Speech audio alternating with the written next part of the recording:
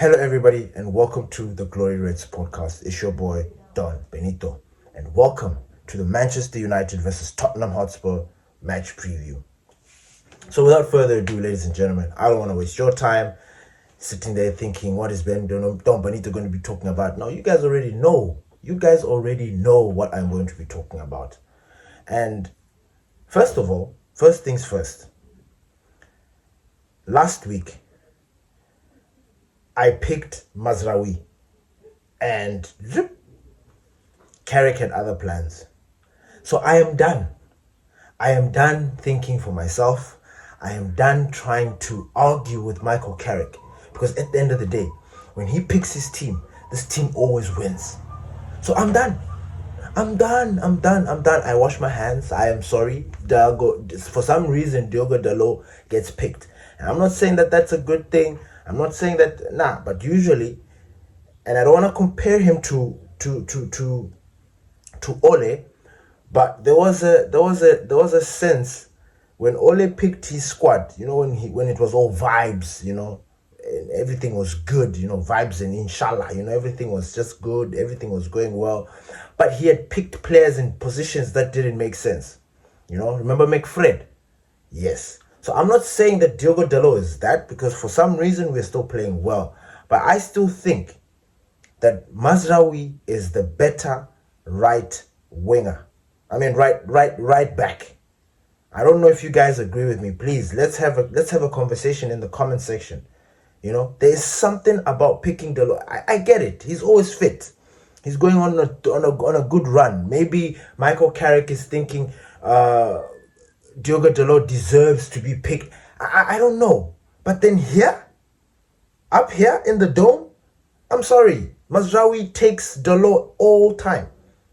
And, there was something that I read, and I think it was from Carrick, when he said that Mazraoui is still, I actually don't believe it, but apparently, because they lost to Senegal, Mazraoui is still going through that, he's trying to detox that final.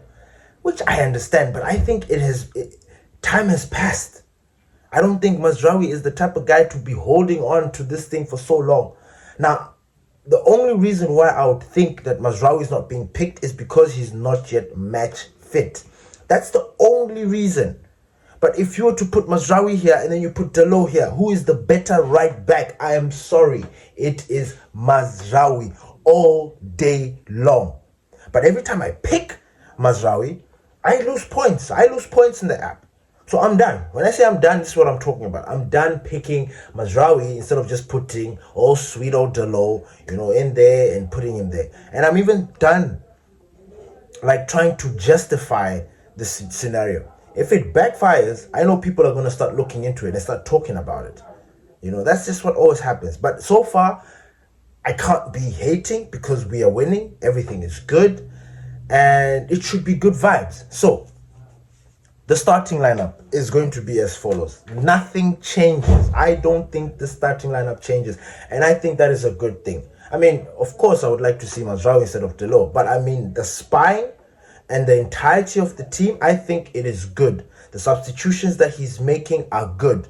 So, I think the team needs to remain the same. At the back, Lamens doing a fantastic job. Absolutely immaculate. I swear, this is David De Gea Rengen. He's 23 years old, by the way. He is 23 years old and he's playing like he has been at Manchester United for 10 years. So he keeps his spot. At right back, we've got Dalot. Yeah. Then at the centre back, we've got Maguire and Licha the Butcher, as usual.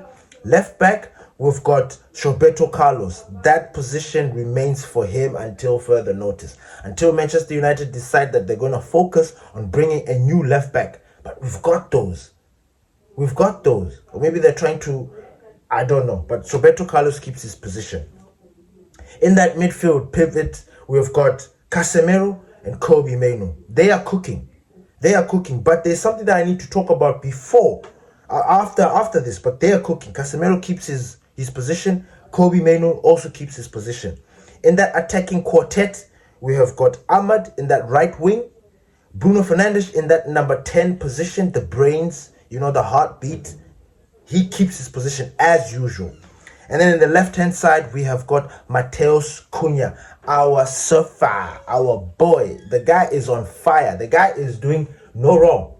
And I don't know why people thought that there was going to be some sort of catastrophic event, like, oh, because we lost Dogu, there's no one else. And I'm just thinking to myself, wait, what?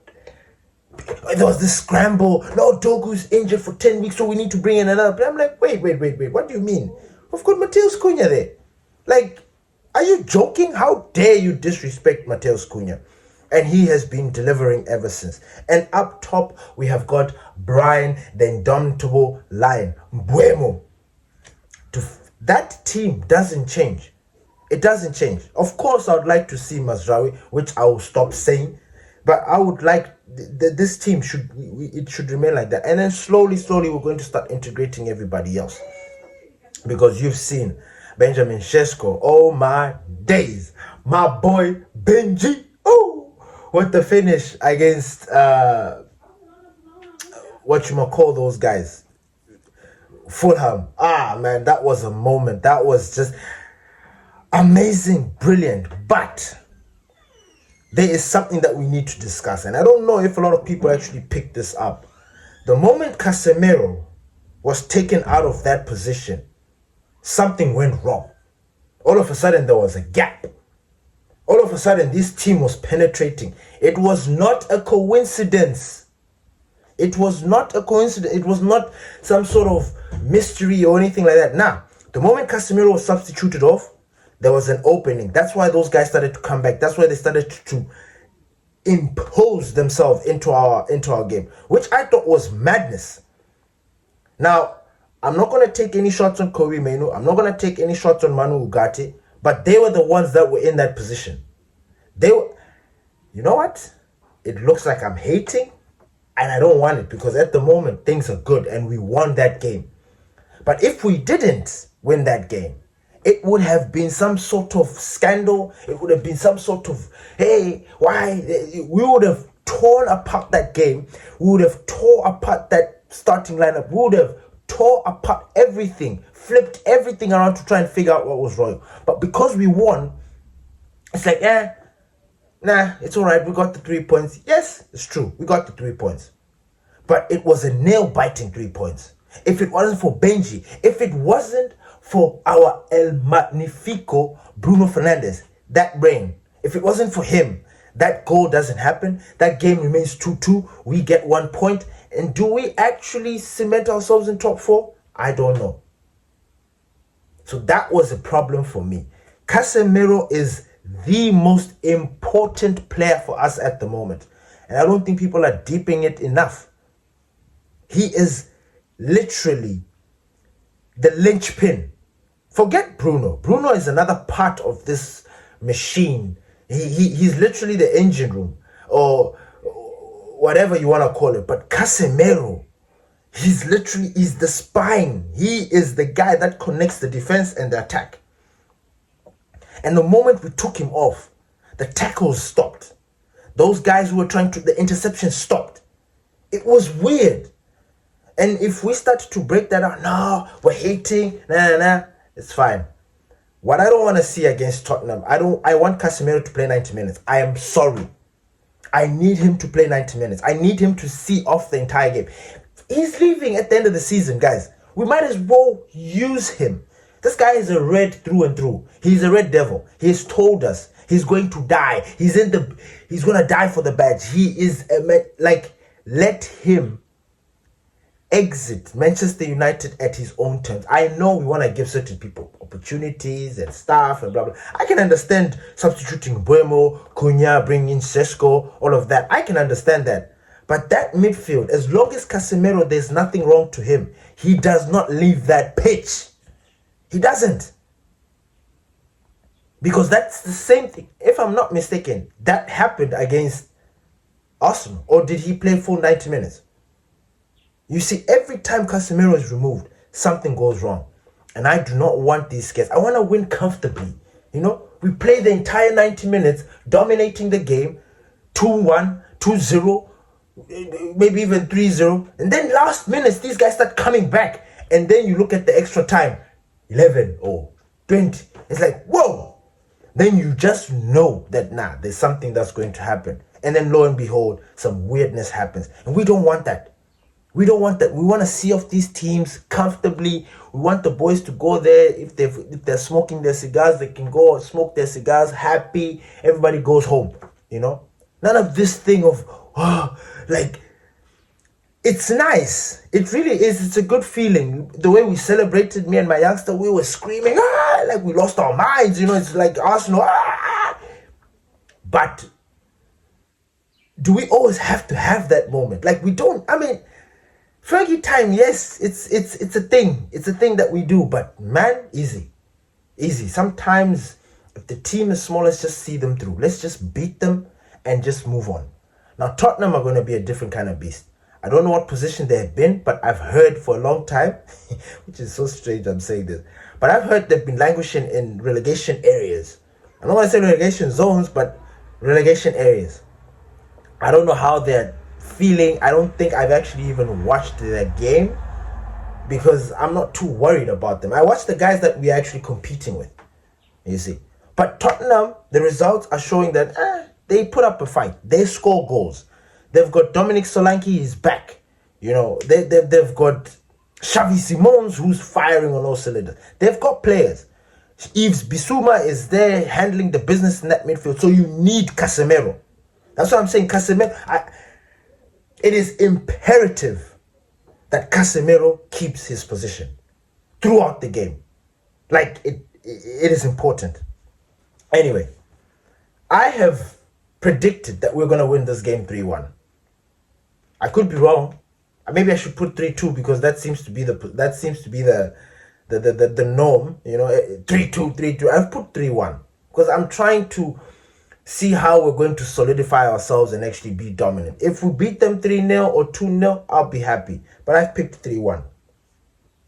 The first scorer is our big game guy, the indomitable lion, Brian Mbeumo. This guy, every time he just he does his thing there. So I think he's going to score first.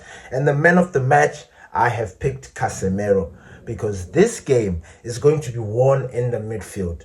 Believe me. Because Tottenham, even though they're languishing far, they have got midfielders that can bite. They've got midfielders that can make things tick. They've got Papi Sarr, they've got Yves Bissouma, they've got Xavi Simons. They've got players. They've got players. So it's going to be very interesting to see how this game pans out. I think we're going to win. I told you there are 5 games since Fulham. Was it Fulham? Yeah, Fulham, Tottenham, West Ham, Everton, and Crystal Palace. I think we're collecting 15 points. Unless something bizarre happens. If not, we're going to collect, 40? Or is it 13 or 12? Whatever. I think so. I think we're going to win majority of the games and maybe draw 1 or 2. I don't know. But I think we're collecting maximum points. And we need to just focus on that. We're closing in on City. We're closing in on Villa. Arsenal are not far away. They just need to slip up. They just need to make a mistake. And we're right there in the mix. I'm not saying we're going to win the Premier League. I'm not even trying to put that hex on us. But we are moving in the right direction. Our objective is Champions League football. Europe is our objective. Everything else is a bonus. If we happen to do something miraculous, that's a bonus. But our objective is to qualify for Europe because we need that money. We need that European money because that is what's going to help us get the players that we need. Get the replacement for Casemiro. Be it Anderson, be it Carlos Baleba, whoever 100 million midfielder that we're trying to get in. That money is going to facilitate for that. And then we've got Yan Diamonde, the left winger that we're trying to bring in. That too is going to facilitate. So we've got stuff that we need to do to make sure that we qualify for Europe. We have got a really big challenge ahead of us. So I think we're going to win this game against Tottenham. We're playing home. There's good vibes at home, so I think we do well. I really think we do well.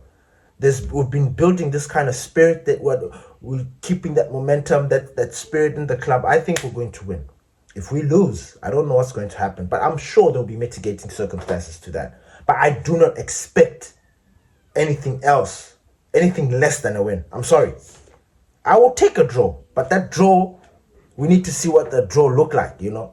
It can't just be a draw where we're getting our asses handed to us at home, where these boys don't even look like they want to play. That doesn't work. We need these guys to show us that, hey, this is home. We are starting to build a fortress here. And nobody's allowed to come here and take a piss. Nobody. Be it City, be it Arsenal, nobody's allowed to come to Old Trafford and take a piss. We are stopping that nonsense. I think Michael Carrick is on the right direction. Speaking about Matthias de Ligt, he's not playing. He's still out injured. It's gonna take some time. I actually expected Matthias de Ligt to have these small issues. I mean, when he comes back and he's fit, he'll be good. But he did have an injury in him, you know, every time, even when he was at Juventus, even when he was at Bayern Munich, he was always injured sometimes, you know. So I was expecting it. Harry Maguire, Manchester United are not planning on extending his contract, so there's that, which is kind of good news, because it's time for us to part ways. It's time to say goodbye. He's been a faithful servant, a loyal servant. His story is one for the record books. If there's ever a child or a young player that comes to Manchester United and goes through a tough time, whatever, the person to look up to is Harry Maguire. Look up his story, what he went through, everything. Harry Maguire, that is a true story of inspiration. You know, once captain, stripped out of captaincy, not playing too well, to overcoming that and becoming a pivotal player for us. You know, when I look at Maguire, even though sometimes we mock him, I feel comfortable. You look at him, the way he plays, he's playing like a true warrior. He's playing like a true captain. So I'm really buzzed about it. Xerxes, I think he's back. Mason Mount as well. I don't think he's going to be fully fit. They said they need to check him out. But yeah. Thank you, everybody, for listening to the Glory Reds podcast. Peace.